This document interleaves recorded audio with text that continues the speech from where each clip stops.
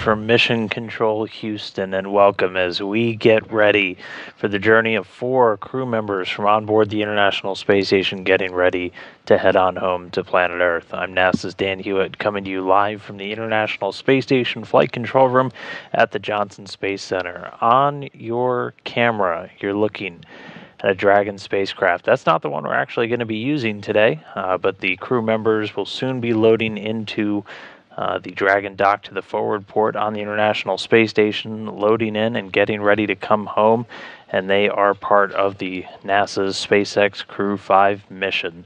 They're on board the International Space Station right now getting ready. We don't have views inside quite yet, but we'll soon join them as they're in the final stages of preparing to come home. They're going to be led throughout the flight back by NASA astronaut Nicole Mann. She's going to be wrapping up her first space flight alongside NASA astronaut and Crew-5 pilot Josh Cassada. Filling out the rest of the crew, we have Koichi Wakata from the Japan Aerospace Exploration Agency. He's on the right there. He's the veteran. He actually just passed his 500th cumulative day in space just the other day, getting ready to wrap up another long-duration stay on board the station. And then all the way on the left there, Roscosmos cosmonaut Anna Kikina, also wrapping up her first mission. Right now, we're counting down to the next big milestone, and that's going to be closing the hatch on Dragon. So before we get there, a lot of work's been taking place over the last couple of hours. The crew did wake up a few hours ago, and just under an hour ago, they got the go from the teams that weather looked good at their prime splashdown site and at 2 alternates.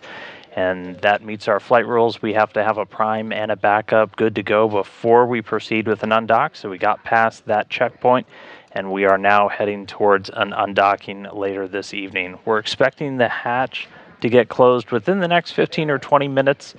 It will take a little bit of time as the crew does, again, get ready to load inside of Dragon.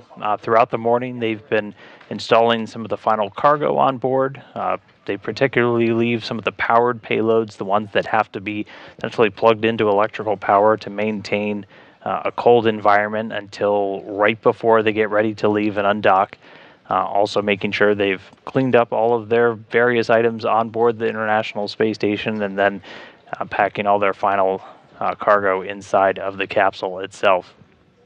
Here inside the room, Greg Whitney's leading the flight control team, and we are working in tandem right now with the SpaceX flight control team out at Hawthorne. We're in integrated operations as we're going to continue to be as Dragon departs and moves outside of the keep-out sphere and the approach ellipsoid. But again, everything on track so far. We did the final go-no-go for undock just a little while ago. And again, after we got through that weather checkpoint, everything is looking good. So next up is going to be the hatch closed. Before we get there, the crew has to finish essentially suiting up and getting ready to move inside. 2 of our crew members, Josh Cassada and Anna Kikina, are getting suited up on board the space station before they make their way inside. Koichi Wakata and Nicole Mann will be primed for actually getting the hatch closed on the Dragon side. And then once that hatch is closed, they'll be able to get suited up as well. All the crew members are going to be wearing their suits, those white SpaceX spacesuits, during all of the different dynamic phases of the trip home. That essentially encompasses the departure and flight away from the space station. Once they get into essentially a free flight, on the way home, they'll be able to get out of their suits, and the crew just goes into an extended off-duty time before they put the suits back on. Go ahead. I just want to let you know, Node 2, Camera 2 is now on. Okay, we copy, and we'll join you. And that right there was NASA astronaut Frank Rubio. He's going to be staying on board the station as part of Expedition 69, along with 6 others. But this right here, this is a look inside of Dragon. So we're looking at the seats that they're going to be getting into once they load in the center seat. So in the seat just below our camera, that's where Anna Kikina is going to be sitting. And we're going to just go down the line. After that, you'll have Nicole Mann in the commander seat. Next up, you'll have Josh Cassada, or actually I might have flipped those two. And then all the way on the far side, we're going to have Koichi Wakata. So we're going to start seeing them get into the capsule real soon. Again, 2 of the crew members getting suited up on the station side before they make their way in. And then we'll see Koichi and Nicole Mann get suited up inside Dragon once they get that hatch closed. So there's 2 hatches that have to get closed. Station on 2 for Dragon tools set up 2. We're with you.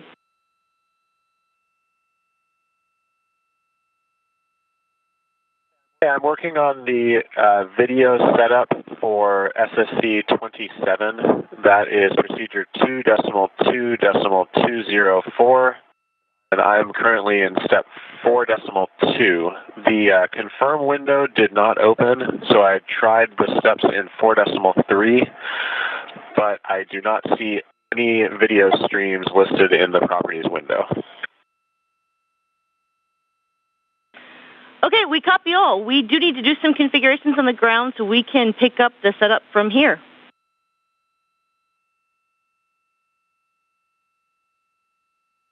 Okay, that would be great. And SSC-16 required a reboot, but it should be booting up shortly. And if you can take care of that setup on both SSC-27 and 16, that would be fantastic. Thanks. We got it. We'll take care of SSC 16 and 27.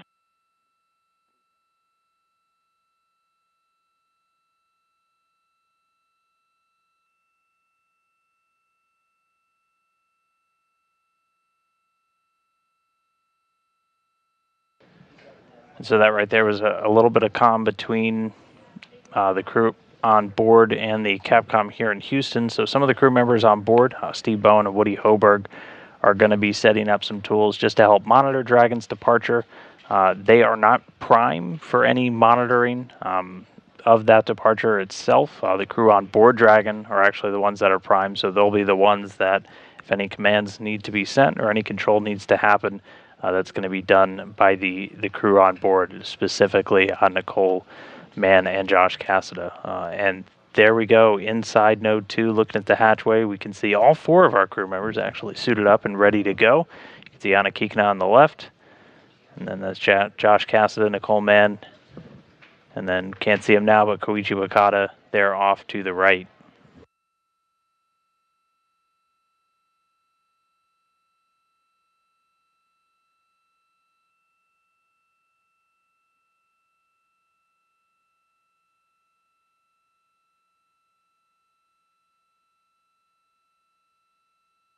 And we've got a total of 11 people on board the space station right now. You've got 3 Russian cosmonauts, Sergei Prokopyev, Dmitry Petelin, and Andrei Fedyaev, along with the recently arrived Crew-6 astronauts, Steve Bowen and Woody Hoberg and Sultan Alniadi, along with Andrei.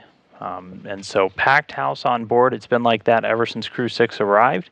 We're about to go from 11 back down to 7 once Crew-5 departs. 7 generally our steady state crew size on board the space station. We see Anna Kikina starting to make her way across.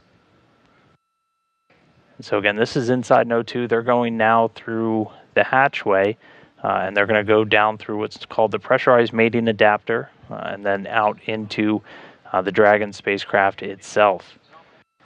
And again, there's going to be 2 hatches that we'll see getting engaged here. There's one on the Dragon itself, and then there's one on the station side inside of that international docking adapter. That's called the A-Pass hatch. They'll affix a docking target to that on the station side, and then get that one closed. And that'll essentially create a space between station and Dragon that we call the vestibule. And before they dock, that's just exposed to the vacuum of space. But before we undock, we have to bring that back down to a vacuum. And so we're going to go through what's called vestibule depressurization. They'll actually open up a valve on the Dragon hatch side that's going to allow the air that's currently in there to escape overboard and just get vented. It's a small amount of atmosphere that just gets vented out into the vacuum of space. And so you bring that vestibule down to essentially vacuum, so you're not having any forceful release of atmosphere, of gas, once you break the seal between the 2 hatches. And then once that vestibule is fully depressurized, we'll be getting close to the actual undocking.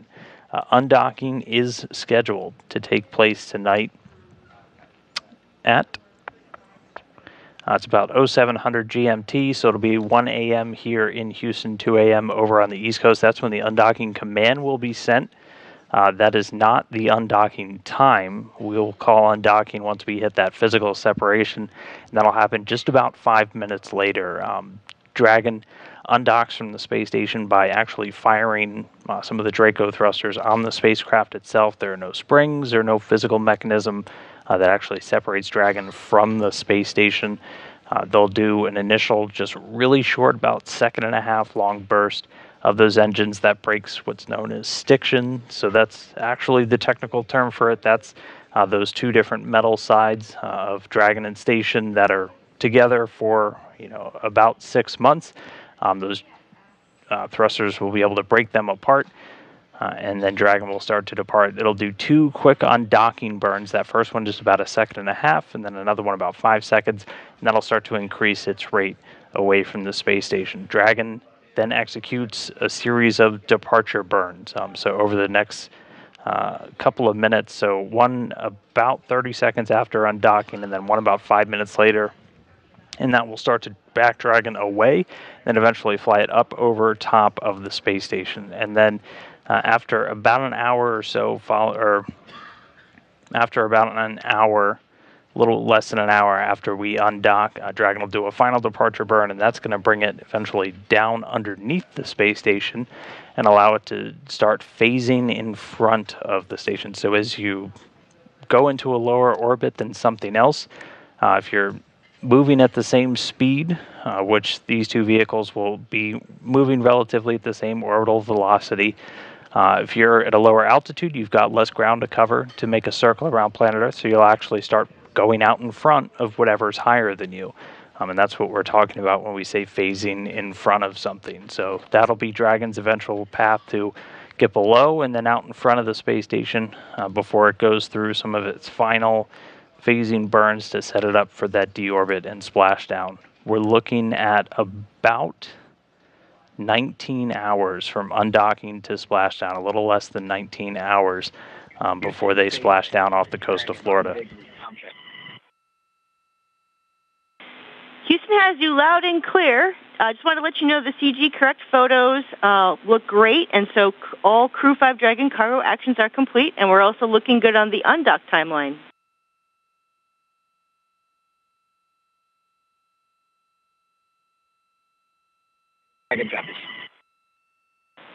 And Dragon SpaceX on the big loop, we had you for a good comm check, 5x5. How us?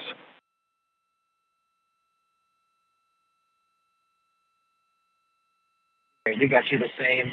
One question for you in 2.103, step 3.4. Do we need to swap out the LIO or just unseal? Copy on 3.4. We're going to have you swap to LIO cartridge 2. How copy?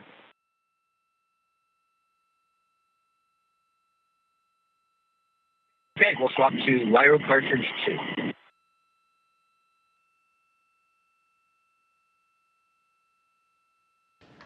All right, so we just heard a couple of things there. First, they were talking about CG, that center of gravity. One of the last things that we do before Dragon departs from the space station, once we've packed all of that cargo on board, we have to keep in mind that that's several hundred pounds of cargo that's coming back with the crew, and we have to essentially take into account how that's going to alter the spacecraft's center of gravity, kind of what its heaviest point is, because that will impact actually what your descent profile looks like. And so we want to make sure we have a known center of gravity before we depart and send the crew home. So they take a lot of pictures, compare that with experts down here on the ground, and all of that work has been wrapped up. And again, they just essentially called up and said, pictures look good, and here you can see that cargo. Another item that we heard called up is swapping over to a LIO canister. LIO is lithium hydroxide, and that is what the Dragon spacecraft uses to remove carbon dioxide from the atmosphere inside of the capsule. While we're docked to the space station, we can actually take advantage of station systems, which have the power. They're regenerative systems, so they don't have essentially a very finite amount that they can scrub from the atmosphere, and they're able to handle a much larger stack. So while Dragon's docked, we're just moving its atmosphere with stations and using the station systems to scrub that CO2. While Dragon's flying free, though, and it's its own sealed-off environment, it has to have a CO2 scrubbing capability, and they use LiO cartridges. It just uses a chemical process where you have lithium hydroxide and moisture and carbon dioxide, and that helps to form a precipitate, so that carbon dioxide essentially gets captured. It gets turned into an actual material that gets trapped inside of those cartridges. They have a finite amount, but you have several cartridges on board. Step 2.10, Dragon configuration is complete for departure. We copy you, Dragon, and you are go for Section 3 of 2.103, and I'm going to have you pick up on the crew displays in the hatch closed event detail.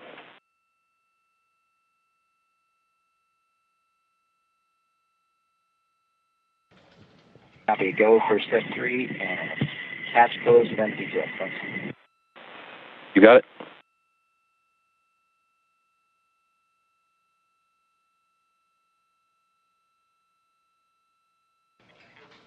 So right there we heard Josh Cassada speaking with the core, the Crew Operations and Resources Engineer, essentially the Capcom, over in Hawthorne at MCCX. That's who they're going to be talking to throughout their flight home. You'll hear things referred to as the big loop. So we use a couple of different communications channels to talk to both Dragon and to the space station. This is another quick look. You see Koichi Wakata. That's a LiO cartridge that they're installing. That's what's going to be used to scrub that carbon dioxide from the atmosphere. They've got a couple of these cartridges, and you've got plenty of margin to accommodate a flight home. But you're going to hear things called the big loop. We have a couple of different comm channels that we use to talk to the station, to talk to Dragon. For the space station, they're called Space to Grounds. We've got 1 through 4, and then Dragon, they're called Dragon to Grounds 1 and 2. And when Dragon is in proximity operations with the space station, we tie all of those together into what's called the big loop. That way, when you're talking on one loop, everybody can hear, and we're going to leave it in that configuration until Dragon's outside of those proximity operations, and it'll be on its way home, and then things will split apart. Dragon will get talked to on Dragon to Ground, and the space station all on Space to Grounds.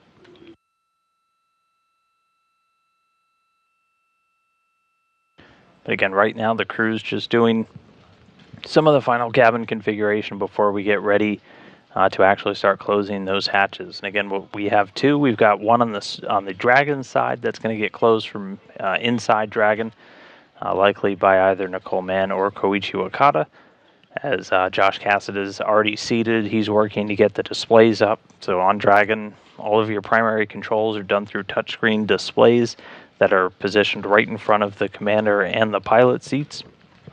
They're accompanied by a bunch of hardwired buttons as well for some of the really critical commands that you could send to the spacecraft, as well as a hand controller on the armrest of those seats that helps them communicate.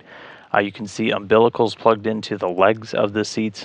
So they have umbilicals that go into the suits that integrate them with the seat and with the spacecraft itself. That is able to provide them with some comm hardline, as well as all of the fluid lines, essentially for pressurization or airflow into those suits. They're able to turn on what's called a suit fan to actually just cycle cabin air through the suits. That's not having the suit pressurized. That's just essentially cycling cooled air through the suits to help keep them cool while they're suited up. We also have nitrox on board of Dragon that, if they need to, they can close the visors, suits fully zipped up, and they can actually pressurize. We do a lot of leak checks throughout all of the different operations. We'll do leak checks before they depart. And in that sense, we're actually pressurizing the suits and using that nitrox, and that's to basically offer another line of defense to the crew members if they're ever in something like a cabin depressurization or something leaking into the atmosphere. You're able to essentially isolate the astronauts inside of those suits from the rest of the cabin atmosphere. So just another layer of safety built in to help keep the crew safe on their flight home. So they're still wrapping up the LiO cartridge install, and then we'll start to see the hatches get closed. We'll have the hatch on the Dragon side close first, and then the team on board the space station will work to close that A-pass hatch. That's the hatch in Node 2. You can see actually somebody down. I think that might be Woody Hoberg or Steve Bowen down there right now. They're going to be closing the A-pass hatch. On the station side, first they affix what's called a docking target. It's essentially a big piece of metal that looks like a target. If you've ever seen the centerline cameras for docking, you're familiar with it's generally a black target with some white lines on it. They take it off while the hatch is opened, just because it basically becomes a hazard where you might bump your head into it. While we're actually docked to the space station, but once we get ready to undock, they reaffix that docking target, and that's just another piece that's used to help guide spacecraft as they're flying in. So that'll get reaffixed before the A-pass hatch gets closed, and then we'll move into that vestibule depressurization. So that, again, that's opening up a valve on the Dragon hatch that's going to essentially allow that atmosphere to just vent overboard into the vacuum of space. That'll bring the vestibule, that space between the Dragon hatch and the station hatch, down to vacuum, and that'll get us ready for that undocking. And just to recap, our undocking is targeted at right about 1:05 a.m. Central Time at 7:05 GMT. They'll send an undocking command about 5 minutes before that, so right at the top of the hour. And we do have a window to execute this undocking. We've got about an hour window to send that undocking command and still meet our timeline to hit the descent and the target to come home. But essentially what happens is they'll send an undocking command, and that triggers a couple of different things that have to happen. There are two umbilicals.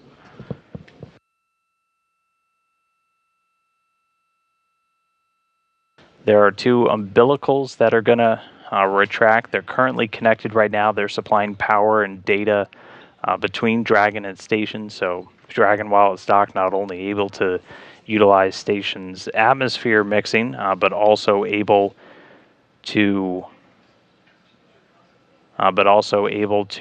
draw power from the station systems and use its communication arrays, antennas for data and telemetry. So those two umbilicals have to retract and back away, and then we have to unhook Dragon. So there are 12 hooks that currently hold Dragon in place. They've been in place now for more than 150 days, and those what secure the Dragon spacecraft to that international docking adapter.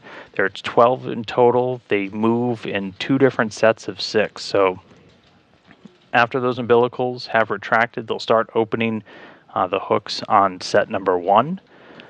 Once those first set of hooks are open and the second one start driving, we are committed to an undocking. On the big loop, LiO is configured at 0523. Dragon, we copy LiO configured at 0523. Thanks.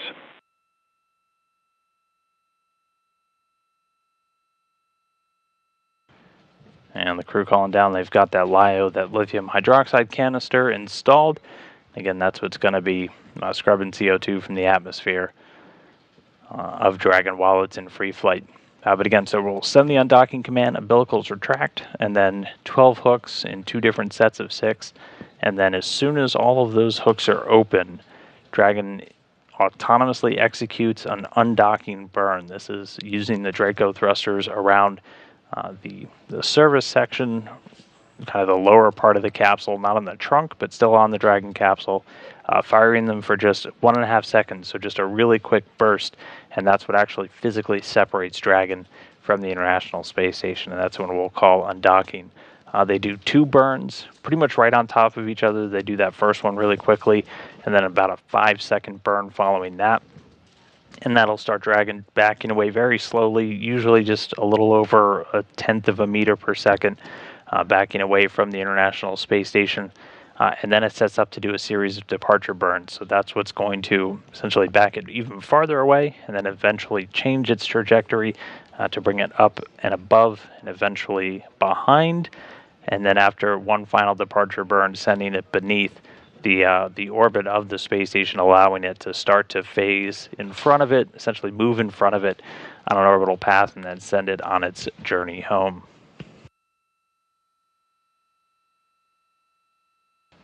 Right now, though, we are just standing by for the hatch closure with the LiO canister installed, the lithium hydroxide. That's one of the major steps we were waiting for. And then we'll see the crew get the final steps completed and get the hatch closed. Before they do that, they do a quick inspection of the vestibule on that international docking adapter, again, just to make sure that we don't see any debris, anything like that. And then they'll be ready to start closing the hatch. And again, we've got two. We've got one in Dragon, one on the station side. That one's called the A-Pass hatch. And we'll see those close shortly.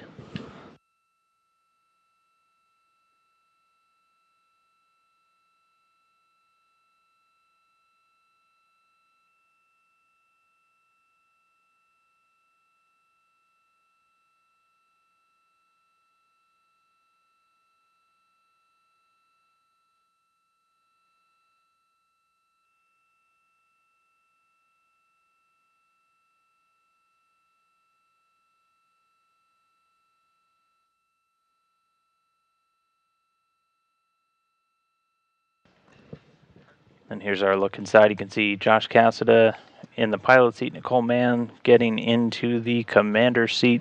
So your commander and your pilot, they're primed for essentially doing any maneuvers, sending any commands that you need to throughout Dragon. Your two mission specialists that are flanking them or just helping them monitor. Everyone's essentially looking at data from the Dragon systems as it's in flight. But if you do any actual manual piloting, that's from your two folks in the middle, Nicole Mann and Josh Cassada, and that's something they train for. They train through different contingencies and scenarios where if anything were to fail or anything not to track, they are able to take manual control and do piloting. But otherwise, Dragon flies completely autonomously. It will essentially do all of its burns to undock and depart. You on the big loop.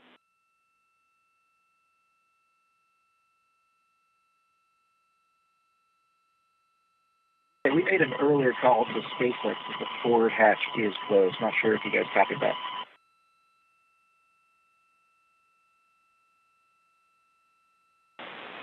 And Dragon, we did not copy that, but we copy it now. Dragon Endurance hatch is closed. We've got a command to send here, and you should see the flight computer state progress to hatch closed imminently.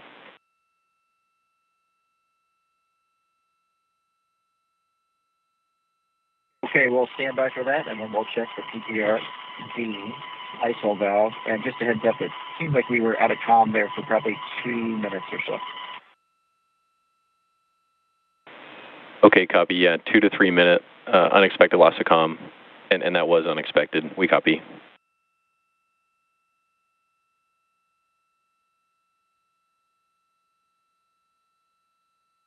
Dragon copy.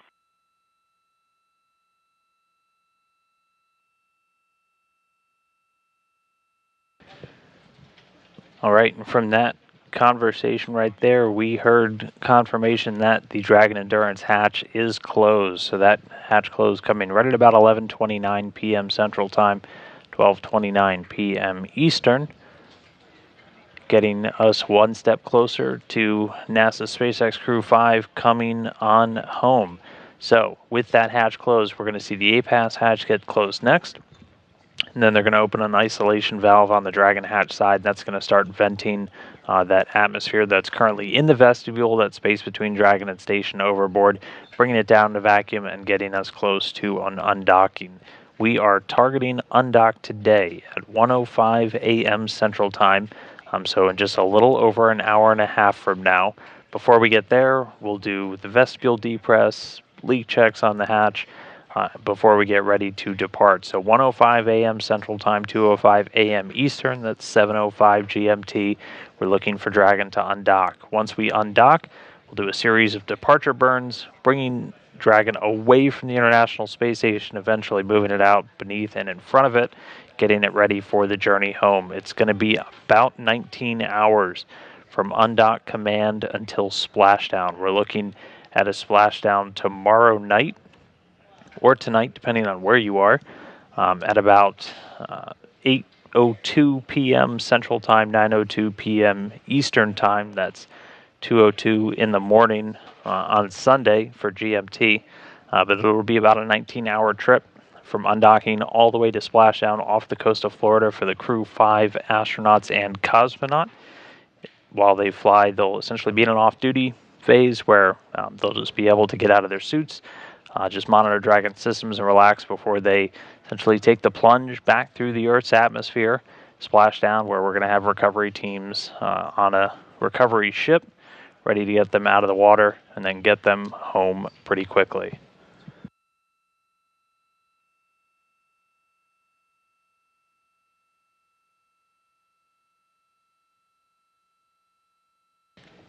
All right, well, with the hatch closed, that's going to wrap up our first piece of coverage for this evening. We are going to be back with you before we get ready to undock. We'll be joined by the team out at SpaceX headquarters in Hawthorne. We're going to help us take you through the next steps of the journey for Crew-5 to come home. And then as we did on the way uphill, we're going to be with them on our mission audio stream, and you'll be able to listen to the crew all the way. And we'll be obviously showing you their descent and landing live tomorrow night. So everything proceeding smoothly so far for an undock tonight. We're going to go ahead and sign off for now. We'll be back in just about an hour or so tune back in and get ready to say farewell to the space station with Crew-5. For now, we'll sign off. This is Mission Control Houston.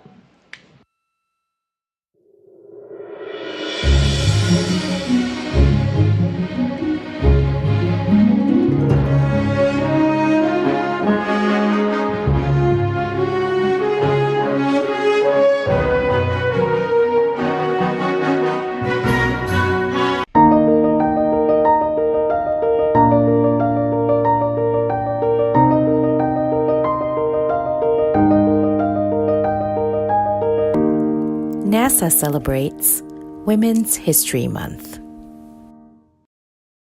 We are going. The history of this agency is marked with broken barriers, once viewed as impossible, with science fiction turned reality, with innovations that have spun industries all their own, and with demonstrations of peace for all humankind. We soar in the skies of our home planet. We maintain a human presence just outside of gravity, and we touch points all across the solar system and beyond. We're going back to the moon, and this is why. The moon is a treasure trove of science. It holds opportunities for us to make discoveries about our home planet, about our sun, and about our solar system. The wealth of knowledge to be gleaned from the moon will inspire a new generation of thought and action. Without fail, every major program and mission NASA has invested in has led to technologies and capabilities that have shaped our culture. The breakthroughs of the Artemis era will define our generation and the generations to follow. The tens of thousands of jobs associated with propelling us to the moon today are just the beginning of a lunar economy that will see hundreds of thousands of new jobs develop around the world. This is not an ambition of one entity or one country. The exploration of the moon is a shared effort, woven together by a desire for the greater good. Why the moon? Because the missions of tomorrow will be sparked by the accomplishments of the Artemis generation today. Because the ambition to go has already begun. And because Mars is calling. We need to learn what it takes to establish a community on another cosmic shore. So let's camp close before pushing out. And so, we go to the moon now, not as a series of isolated missions, but to build a community on and around the moon, capable of proving how to live on other worlds.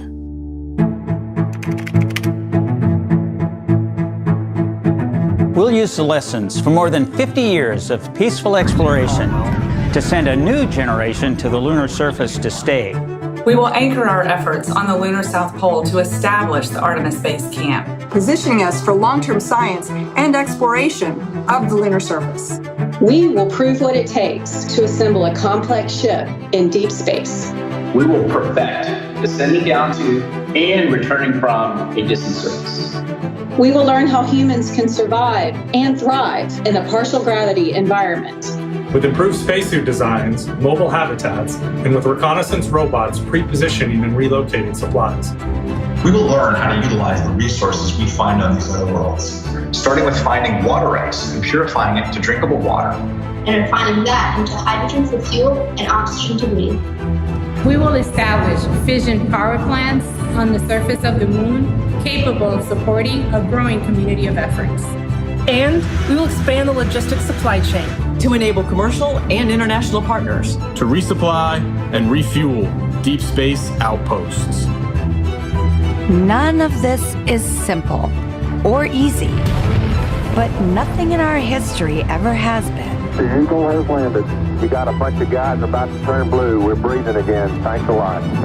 This kind of continuous lunar presence is a natural extension of all that we've learned in low Earth orbit. And what we will accomplish there will ensure the monumental missions to Mars are within reach. As we ready the launch of the first Artemis mission, and as commercial companies ready their lunar landers for the first private payload deliveries, we have already begun to take the next step.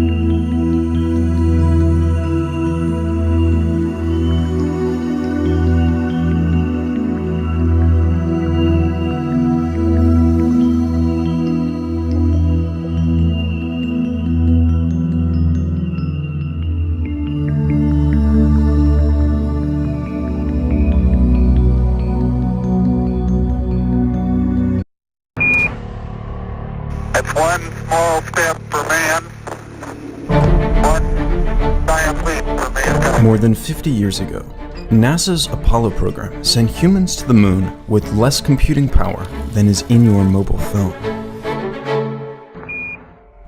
Since then, technology has transformed space exploration. We've landed rovers on Mars and sent robotic explorers to the outer reaches of our solar system. Now, we're ready to send humans into space again, starting at the place we know best, the moon, where we're going to stay and learn as much as possible as we forge a human path deeper into space than ever before. Artemis is NASA's program to return humans to the moon for long-term exploration. It is named after the Greek goddess, who is Apollo's twin sister. The Artemis missions will take us to the moon's south pole, a region that's rich in natural resources and geologic features that will help us answer fundamental questions about the history of our moon, Earth, and solar system. On this season of NASA Explorers, you'll meet the scientists, engineers, technicians, and astronauts of Artemis. These are the people who are designing science investigations, analyzing grains of moon dust in the lab, building tools for lunar exploration, and training to conduct science on the surface of the moon.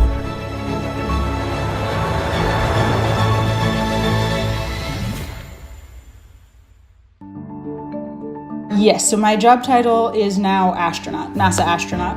What first interested me and the first time I kind of said that I wanted to be an astronaut, I was around 9 years old. I was doing an after-school curricular program at Judy Resnick Elementary School, and I think I asked my parents about who she was and what her career path was, and I think that was the first time that it was explained to me that hey, you could go to space and hang out there as a career option. So I think that was kind of the first time I said that sounds awesome. That's really what I'd like to do. I had done some kind of summer program type of classes. One thing that sticks out in my head was dissecting a cow eye, and I came home and was just raving about how cool that was, and it was so fun. And I think my parents looked at me kind of funny, but I think that was kind of the beginning of my interest and love in science, and really wanting to dive into research and asking questions. Before becoming an astronaut, Dr. Jessica Watkins worked as a planetary geologist. As a member of the science team behind NASA's Curiosity rover, her work focused on Mars. Now, Jessica is working aboard the International Space Station and is one of the Artemis astronauts and rare human beings who may get to leave their footprints on the moon. In that moment, there is a whole team of hundreds of people that have contributed, probably thousands of people, that have contributed to that reality. And, the kind of the last piece of it is, the human in the loop that's actually executing it. But in reality, it will just be about representing the rest of that team well and doing your job, your one piece of that puzzle well. Dr. Julie Mitchell represents another piece of the Artemis puzzle: sample processing and storage. When Artemis astronauts deliver the next set of moon samples to Earth, they'll need to be stored in a specifically designed facility and preserved for current and future generations. My main title is the Curator of Ices and Organics. All that means is that I'm helping NASA get ready to bring ice samples back from the solar system. So I work in what's called the Astromaterials Acquisition and Curation Office. We just call it the Curation Office for short. So all of the Apollo moon rocks, meteorites, all of our sample return missions from asteroids, from comets, all of those samples come here to Houston, and it's our office's job to take care of those samples and make sure that they're available to the scientific community to study. So I grew up in Louisiana on the bayou. I was down at the water all the time looking for snakes and turtles and looking at different plants that were out there. Nighttime would come around and, I was just looking at the stars. I wanted to know the constellations. I wanted to understand what was going on up there. And neither of my parents went to college. None of my siblings or I had any expectation of going to college either. My older sister, she actually ended up going to college, eventually got her PhD. She just gave me a hard time and just kind of was very persistent with me and saying, look, just apply to one school. Luckily, I got in. And when I got in, that was kind of the switch that flipped, like, oh, okay, I can actually do this. And I want as many people as possible to know that there are people who are working at NASA who, didn't grow up with a lot of resources and have still found a way to make a contribution. Okay, so how does a kid that comes from a rough part of Lima, it gets interested into science? Of course, I was very curious and I was very motivated for science. I don't think I would have gotten into science if it wasn't because kind of need that I had for achieving something great. Dr. Jose Aponte works in the Astrobiology Analytical Laboratory at NASA's Goddard Space Flight Center. He studies grains of dust from meteorites, asteroids, and the moon, hunting for microscopic clues to help answer a gigantic question. Where did the seeds of life come from? Jose could be among the first humans to study samples from the moon's south pole. I read an advertisement that read, we're looking for an astrobiologist to study organic compounds in meteorites. Astrobiologist? What's that? I never heard that word before. I had no clue, honestly. So I read about it and I said, wow, this is pretty cool. Organic compounds in meteorites? Meteorites, okay, that sounds exciting. So when I was a kid, I was probably 10 years old. And every day I had to do the dishes at home. And there was this pot, and this pot had a really thick black layer of burnt rice. Something came to mind, and I said, okay, if I want to clean this pot, I'm gonna add bleach, because bleach, dissolves tough stains and should help. So I add a couple of cups of bleach. Look at it. Nothing happened, of course. So I said, okay, nothing happened, such a disappointment. I decided to add a cup of muriatic acid that is used to clean toilets. And then you know what happens? You know, right? Okay, so when you mix bleach and muriatic acid, chlorine gas is released, but in great quantities, a lot of it, really fast, really quick. And so I add the muriatic acid and I see a lot of fumes coming out. So I left the pot there and ran upstairs and tell my grandparents, we gotta leave the house because we're gonna die if we don't. When we came back, the pot was all destroyed. I was like, what happened? That was great, that was crazy. I don't know what it was, but that was cool. That's the first time I think that I was a chemist, although I didn't know that I was a chemist at that time. I definitely am a person that doesn't give up. I don't take no for an answer. And as soon as I got to school, really, I guess the summer after my freshman year, I was applying for anything space related. Unfortunately, I was unsuccessful many times. I counted up, and the number that I remember from that exercise was about 30 to 35 different applications over a few year period of just nothing. And then the second semester of my junior year of college, I was accepted to a NASA internship. And so sure enough, that broke the barrier for me. I got an internship that led to another internship. Now I'm here and get to living out my dream. I wear a lot of different hats here at NASA, but my primary role right now is as the Deputy Project Manager for the Artemis geology tools. That means that along with our project manager, I help to lead a team of people who are building moon tools. And so specifically the tools that are going to take samples of the moon and bring them back to Earth so the scientists can study them for generations to come. I watched the Apollo videos many times, and I see the video of... To think about these challenges from all the different angles. And we have that team.